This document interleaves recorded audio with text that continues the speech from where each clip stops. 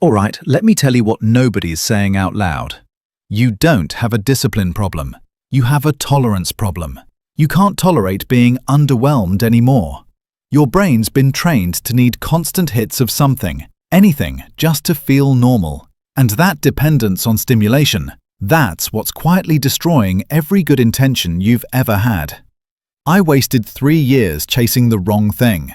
More willpower, better systems, fancy journals, productivity apps that promised to revolutionize my life. And you know what all that searching got me? Exactly nowhere. Because I was looking for the next exciting solution to fix my inability to do boring things. See the problem? I was trying to outstimulate my stimulation craving. Here's the part that stings. The gap between who you are and who you could be isn't crossed with motivation. It's crossed with your ability to tolerate monotony. To do the same unremarkable thing when it's not Instagram-worthy, when nobody's watching, when there's no immediate dopamine reward. That's the whole game, and most of us are losing it before breakfast. Let me walk you through what used to be my mornings. Eyes open, immediate low-grade panic. That feeling like you're already behind on something you can't name. Phones right there on the nightstand, glowing with possibility and problems. 37 notifications. Each one feels urgent, so you grab it, obviously, because it feels like staying on top of things. But here's what's really happening in that moment. You're teaching your nervous system that the outside world has first access to your attention, every single morning. Instagram gets you before you get you. Your boss's email gets you before you get you. Some random person's opinion about something that doesn't matter gets you before you get you. Then 12 hours later, you're wondering why you feel like your life is running you instead of the other way around. You gave away the controls before you were even conscious. So here's what shifted everything. And I'm warning you, it sounds almost offensively simple. I put a glass of water on my nightstand at night. When I wake up, before reaching for my phone, before checking if the world ended while I slept, I drink that entire glass of water. That's it, just water. And I know what you're thinking. That's the answer? Drink water? Stay with me. Your body just went 8 hours without water.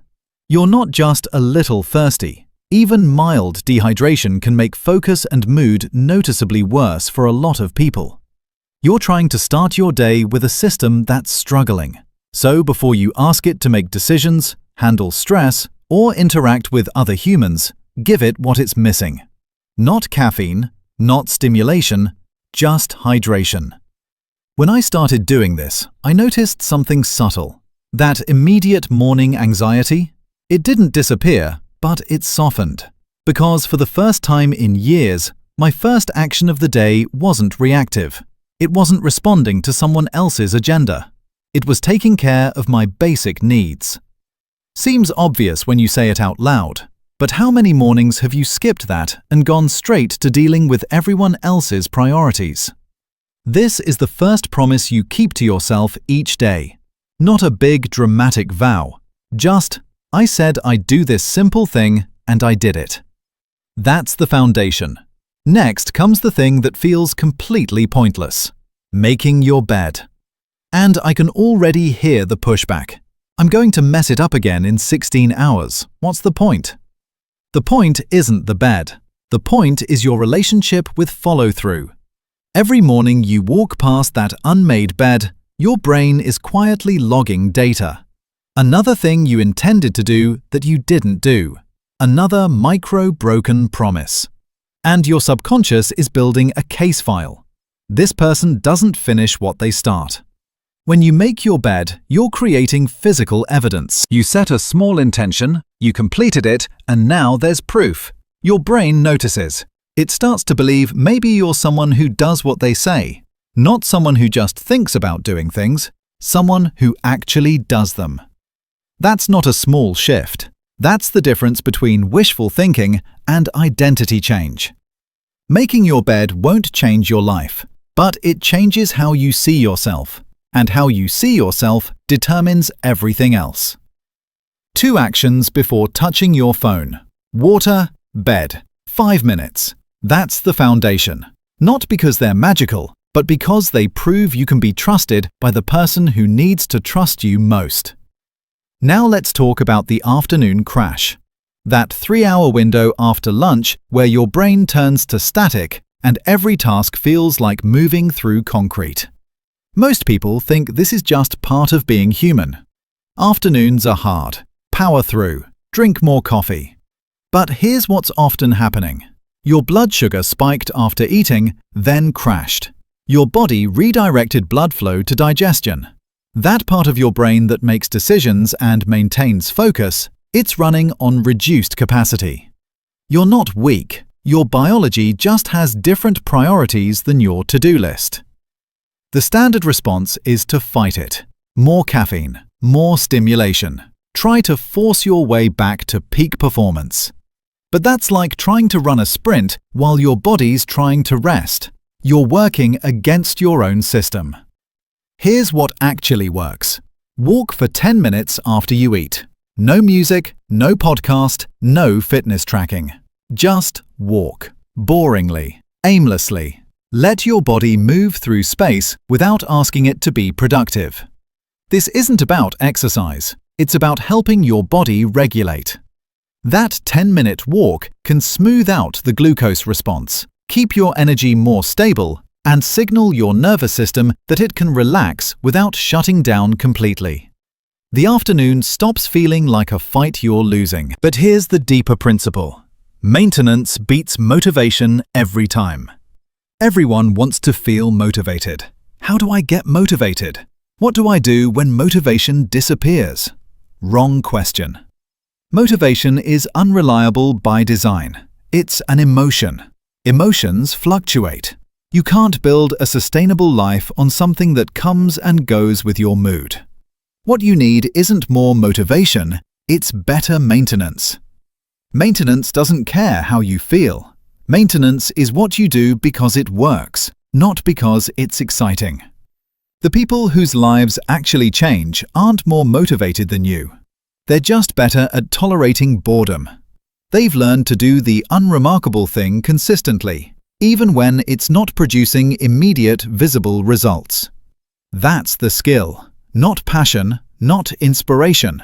Just boring consistency when nobody's applauding. Evenings. This is where I lost years without realizing it.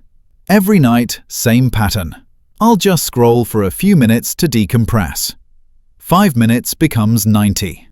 One video about something innocent leads to conspiracy theories, then celebrity gossip, then recipes I'll never cook, then news designed to make me anxious. I look up, it's past midnight, and my brain's running at full speed with nowhere to go. Exhausted but wired. Body wants sleep, but mind's still in 5th gear. The solution isn't discipline, it's substitution. I started reading a physical book. Paper pages, no screen, for 20 minutes before bed. Not because books are morally superior to phones, but because they don't emit blue light that can disrupt melatonin. They don't algorithmically serve you content engineered to keep you engaged. And they don't ping. Your nervous system actually gets permission to wind down. When you make this swap, something shifts fast. That buzzing, overstimulated feeling starts to fade. Your brain isn't being asked to process infinite content anymore. Just one story. Linear, finite, predictable. And your whole system exhales. Sleep stops being something you fight for and becomes something that happens naturally. 20 minutes, that's all. 20 minutes where you're not consuming content designed to monetize your attention. Just existing, reading, being boring. Now the uncomfortable part, your social circle. You start making different choices. Going to bed earlier, saying no to things that used to be automatic yeses. And some people won't like it. Just one drink. You're not fun anymore. The guilt trips disguised as concern. The friends who suddenly have a problem with you the moment you start taking yourself seriously.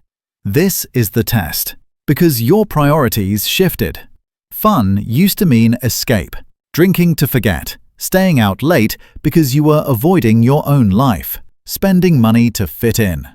Now fun means building, going to bed early so tomorrow's productive, having actual conversations instead of just getting drunk, creating something instead of just consuming. You realize the nights you skip are the mornings you win. You can't have both. You can't party like you're 20 and perform like you're serious about your future. Some friends will respect the boundary. Some will fade. Sometimes they're not toxic. They're just on a different timeline. That's information. The people who actually care about you will adjust. The people who just wanted you to stay the same will reveal themselves quickly. All of this builds toward one thing: self-trust. That's what boring really means. Reliable. Your word to yourself matters. Every time you say you'll drink water first thing and you do it, you're making a deposit in the self-trust account. Every time you say you'll read before bed and you follow through, another deposit. After months of this, something fundamental shifts. You become someone your brain can rely on. Not someone who talks about change, someone who demonstrates it. When you trust yourself, you can commit long-term. You can delay gratification. You can keep going when excitement fades. Because you've got evidence, a track record, proof that you do what you say, even when it's boring, even when nobody's watching, even when there's no immediate reward. That's the foundation of everything.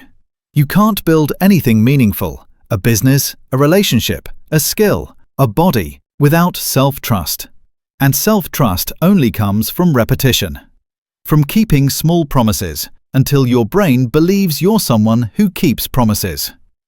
Look, if you're dealing with depression, severe anxiety, ADHD, or you're genuinely burnt out, these habits won't fix that. Get professional support first. Take care of your mental health. This isn't a substitute for therapy or medical help. This is for when you're functional but stuck, when you know what to do but aren't doing it, when the gap between intention and action feels impossibly wide. 6 months of boring consistency will take you further than 6 years of sporadic intensity. You already know what you need to do. The real question is, can you tolerate being unremarkable long enough to become remarkable? Can you do the boring work when it's not producing visible results? Can you keep promises to yourself when there's no audience? Nobody's coming to save you. But here's the good news. You don't actually need anyone to. You save yourself by showing up when it's mundane, when it's repetitive, when nobody's applauding. Stop researching. Stop planning the perfect system. Stop waiting for Monday or next month or the right moment. That's just fear disguised as preparation. Start now with one thing. Tomorrow morning, don't try to fix your entire life. Win the first 60 seconds. Water before phone. That's it. Just that. Then make your bed. Then, if you still want to, you can scroll. But win those first 2 promises to yourself. Build the evidence. Become boring enough to win.